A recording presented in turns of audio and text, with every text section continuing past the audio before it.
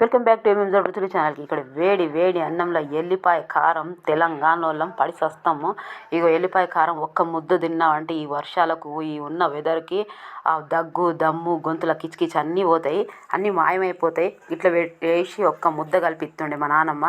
ఇక ఇట్లా రోడ్లు మంచిగా ఈ కారం వేసి ఎల్లిపాయ వేసి ఉప్పు వేసి దన ఇట్లా చేసి ఒక్క బొట్టు నీళ్ళు పోసి గట్టిగా వేసుకుంటేనే బాగుంటుంది, మస్తు రోజులు ఉంటుంది. ఇక మీకు ఫ్లేవర్ మంచిగా రావాలంటే కొంచెం జీలకర్ర ధనియాలు పచ్చి వేసుకోవాలి, గంతేనండి. ఇక ఇట్లా ఎంతమందికి ఎల్లిపాయ కారం అంటే ఇష్టమో కామెంట్ బాక్స్లో కామెంట్ చేసి రాయరి.